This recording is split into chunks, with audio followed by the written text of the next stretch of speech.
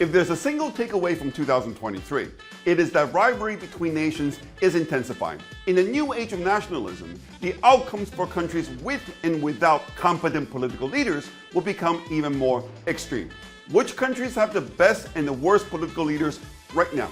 Is Biden a better leader for the US than Putin is for Russia?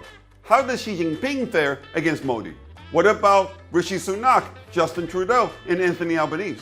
In this video, we try to answer these questions by using 3 quantifiable metrics. The results of our analysis will surprise you.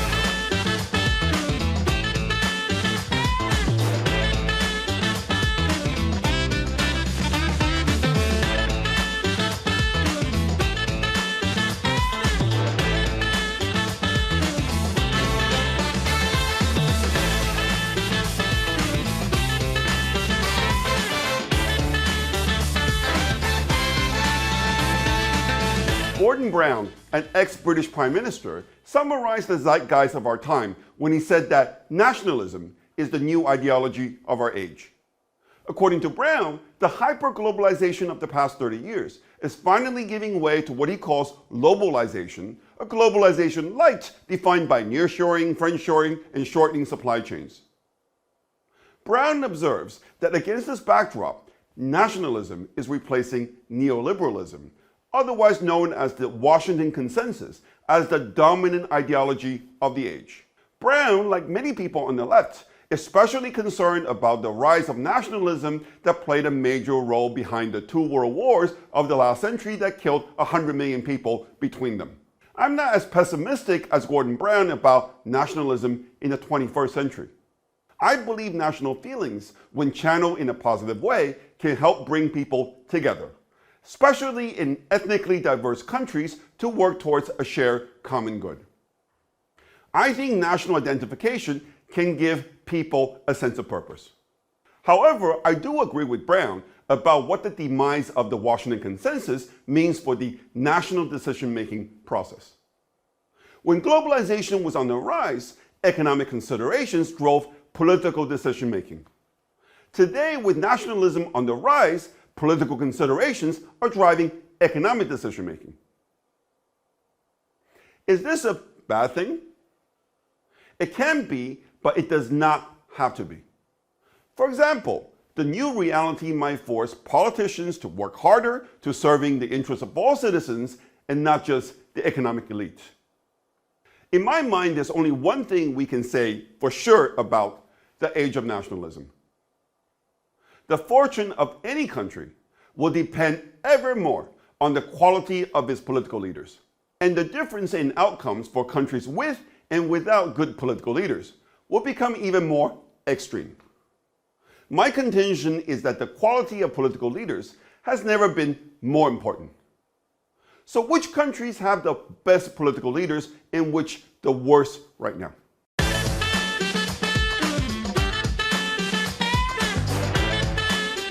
Before we delve into the answer, it is necessary to define what makes a good or even great political leader. By political leaders, I mean, of course, the heads of states, whether they be presidents, prime ministers, or in the case of Germany, the chancellor. A good leader needs to have a clear vision for his or her country that serves the interests of the majority of the citizens of that country. A clear vision is necessary to give direction and set goals. But having a clear vision is not enough. A good leader has to be able to turn his or her vision into reality. To do so, a good leader needs to be a good communicator, because half of the game is about convincing others that his or her vision is right for the country. The other half of the game is about assembling a strong team of competent people to execute the plan, the policies, in short, to get it done. So a good leader needs to make wise appointments. You're only as good as your team. Many people think that integrity and moral fiber are important qualities in a good leader. I don't disagree, but I think these days people give an exaggerated importance to these qualities. Integrity matters only insofar that a corrupt leader who can be bought or blackmailed can harm the interests of the majority of the citizens. To me, more important than integrity is courage. Courage to make unpopular decisions, courage to take on entrenched interest. But all these qualities that we want from our political leaders are difficult to quantify. Is French President Emmanuel Macron a better communicator than Canadian Prime Minister Justin Trudeau? Does Chinese President Xi Jinping have a clearer vision for China than Russian President Vladimir Putin for Russia? Is US President Joe Biden less corrupt than Brazilian President Lula da Silva? Does Indian Prime Minister Narendra Modi have more courage than Australian Prime Minister Anthony Albanese? If there are no straightforward ways to answer these questions, how can we produce a ranking of these leaders? Unless, of course, we only focus on the ends and not the means. I don't know about you, but I think when it comes to judging our presidents and prime ministers, the only thing that should matter is their results. In my book, there are no excuses for failure for those with enough hubris to seek the highest office of the land. In the age of nationalism, competition between countries will be greater than ever, as will be the stakes. There is no room for error. Political leaders shouldn't get any points for just trying. Now, let's build a result-oriented framework for ranking our political leaders.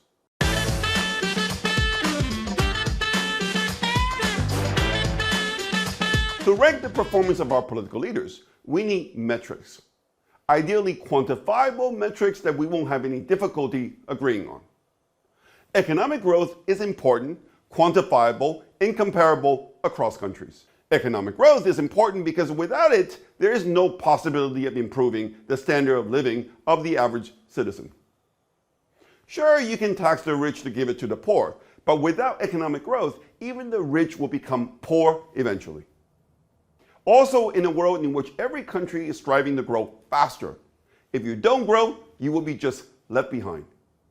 Indeed, economic growth matters greatly, arguably even more so in the age of nationalism. In my view, economic growth should be the most important metric for judging the relative success of our political leaders. So what does economic growth in 2023 tell us about our political leaders?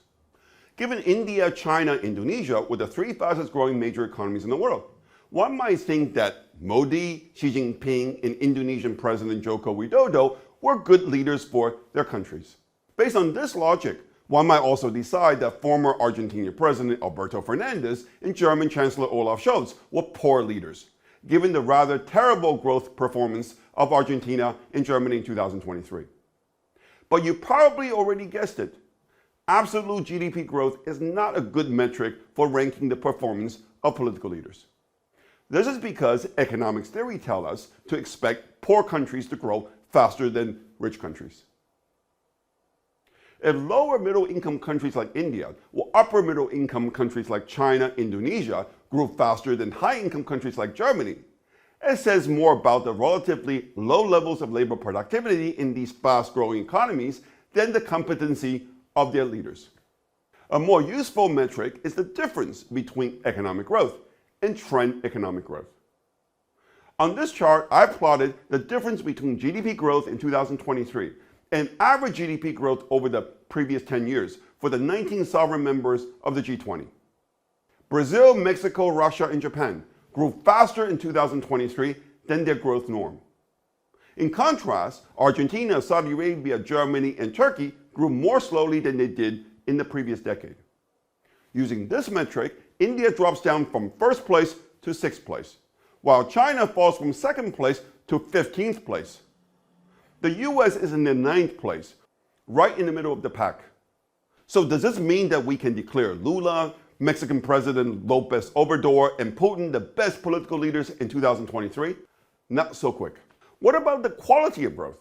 Political leaders can in theory juice the economy by taking on more debt, in other words, by borrowing from future growth.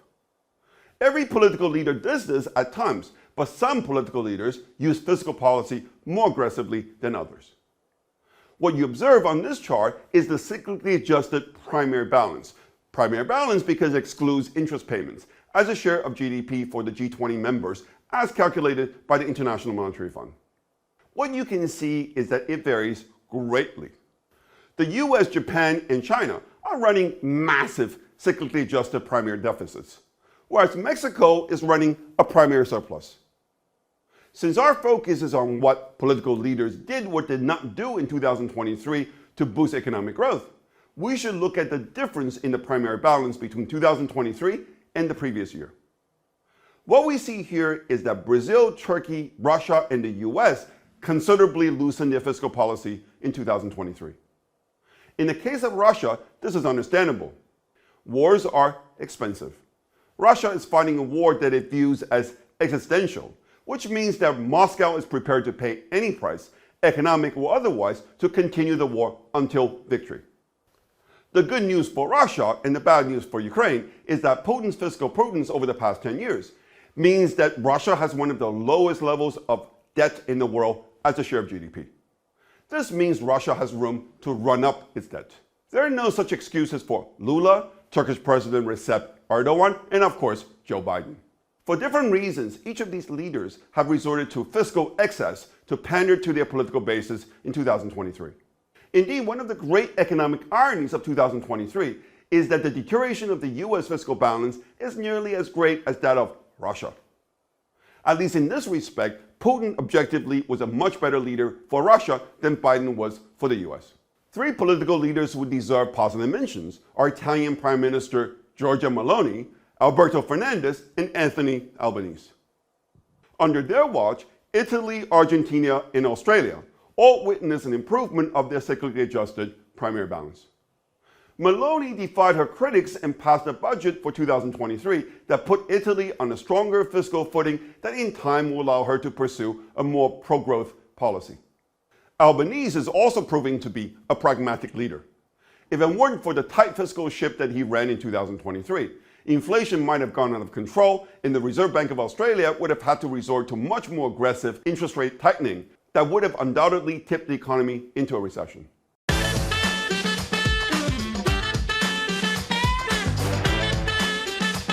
But economic growth has no meaning for the welfare of the citizens unless it creates enough jobs so that people can better their lives and those of their families.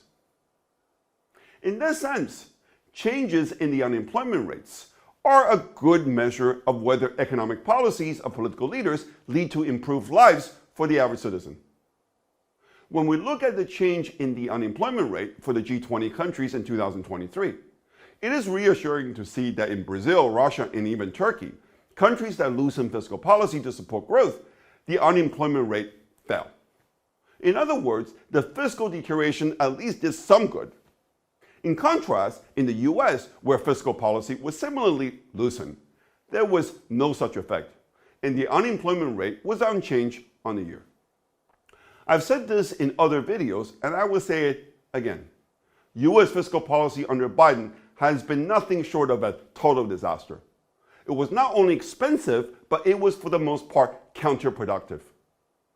It says a lot about the leadership of both Rishi Sunak, the British Prime Minister, and Justin Trudeau that the British and the Canadian economies were among only a handful of countries that saw an increase in their unemployment rates in 2023. I'm going to cut Sunak some slack by acknowledging the fact that he inherited an economy that was nearly run to the ground by his clueless predecessor, Liz Truss. But Trudeau has no excuses. The guy's been Prime Minister since 2015. The question is that given his poor economic policy track record, why do Canadian voters keep voting him back into office? And what about India? Despite the fact that the Indian economy was the fastest growing economy in the world in 2023, it could not create jobs faster than the growth in the labor force. India's unemployment rate was more or less unchanged in 2023. This may be why India's extremely low labor participation rate remains at just 40%. 2023 was a good year for India, but it should have been a great year. This is because India, as well as Mexico, was the biggest beneficiary of the growing tension between the US and China that resulted in a surge in foreign direct investments into India as multinational companies sought to diversify their supply chains from China. Under Modi's first term, India embarked on many ambitious reforms. The pace of reforms has slowed in his second term. I don't see this changing in 2024 as Modi seeks his third term.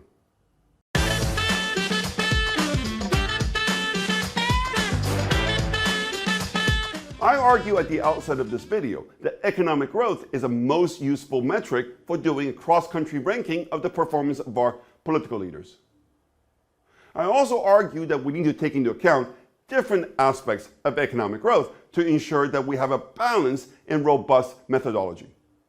We looked at three key aspects of economic growth: difference from trend growth, the quality of growth, and whether growth benefits many citizens.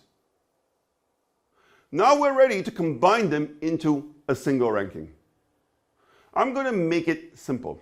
For each of the 19 sovereign members of the G20, I'm just going to add up the rankings that they received for the three growth attributes. For example, Brazil was in first place for difference from trend growth, was in 19th place for quality of growth, in first place again for broad growth participation. 1 plus 19 plus 1 equals 21. So Brazil has 21 points. I'm going to do the same for all 19 countries. The political leaders of countries with the least number of points will be winners, and those with the largest number of points will be losers. Mexico, Italy, Japan take the top 3 places, followed by Brazil in 4th. Russia, Indonesia, South Africa are tied in 5th place. India is in 8th place. Australia takes 9th place, the highest ranking among the Anglo-Saxon countries. South Korea is in 10th place. Next comes the US, China, Canada, and the UK that are tied in 11th place. Argentina and France are tied in 15th place. Turkey is in 17th place. Germany in 18th place is dead last. Saudi Arabia is excluded from the final ranking given the IMF does not publish its estimate of the kingdom's cyclically adjusted primary balance. Before I tell you what I think about these results, I want to state the obvious. This is far from being a perfect ranking of the performance of political leaders. The ranking is only based on what is observable in 2023. Many actions of political leaders in 2023 have consequences that will only be felt in the future. Another obvious problem with the ranking is that it does not take into account of the non-economic performance of political leaders. However, in defense of the focus on the economy, I would simply point out that in surveys after surveys across countries, voters say that economic-related issues are the most important issues for them. Another shortcoming of the ranking is that it does not adjust for luck. Luck is just as important for countries as it is for individuals. For example, as I already mentioned, both the Mexican and the Indian economies are huge beneficiaries of the growing tension between the US and China. Another example is the Japanese economy that got a huge boost this year from a very weak Japanese yen that was the result of interest rate increases by the rest of the world. These developments made AMLO, Modi, and Japanese Prime Minister Fumio Kishida the luckiest leaders in 2023. In contrast, Anthony Albanese and South Korean President Yoon Suk-yeol were less lucky, as the weakness of the Chinese economy weighed on their economies more than on others. But leadership is also about how to deal with luck, good or bad. The fact that Australia still finished in the top half of our ranking says much about the leadership of Albanese. The same is true about Italy's Giorgia Meloni. However astonishing is the fact that Italy finished in second place while Germany is in last place. It comes down to a stark difference in leadership between Meloni and Olaf Scholz. Whereas Meloni has turned out to be a better prime minister than expected, Scholz has turned out to be a terrible leader in every possible way. There's a clear voter regret in Germany, with his party, SPD, now only polling an embarrassing 15%. For 2024, Scholz needs to ditch the dangerous Green Party and join forces with the CDU before the economic damage that he's doing to Germany becomes permanent. But what about the US, China, and Russia? Biden, Xi, and Putin. How did they fare against each other? Russia finished ahead of both the US and China in the ranking. I think this result speaks for itself. 2 years into the Ukraine war, and given the massive sanctions that the West has thrown at Russia, the fact that the Russian economy is widely expected to grow 3% in 2023 is a testament of Putin's impressive leadership. I don't think there's another way of looking at it, regardless of whether you think he was right or wrong to have invaded Ukraine. The US and China are tied in 11th place in the ranking. But both Biden and Xi Jinping should be probably much lower in the ranking. Biden because of his foreign policy that has done more to destabilize the world than under any US president in memory. Future historians will not forget his decision to fight to the last Ukrainian and his mollycoddling of Iran that's likely behind the Hamas attack on Israel on October 7th. What about Xi Jinping? He finished 11th place in the ranking only because 2022 was such a terrible year for him and for China that 2023 could not be much worse. What happened to China over the past 2 years raises not only serious questions about Xi's leadership, but China's entire governance system. I have no idea if Xi's centralization of power in the decision-making process around himself, or because he's power-hungry, or that he actually believes it will serve the best interests of the majority of China's 1.4 billion citizens. Frankly speaking, I don't even care, and nor should you. We should only judge him by the results. And the results so far have been terrible. What I mean is, of course, the delayed reopening of the Chinese economy in 2022 and the delayed response to China's housing crisis in 2023. Warren Buffett famously says that only when the tides go out, you can see who's been swimming naked. There's nothing like a crisis that allows us to assess our political leaders.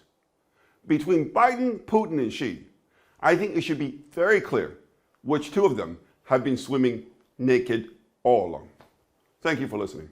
If you got something out of this program, please hit like and subscribe to my free YouTube channel. Let me know what you think by posting your comments on the video. If you want to learn more about my investment strategy, come visit us at davidwuunbound.com.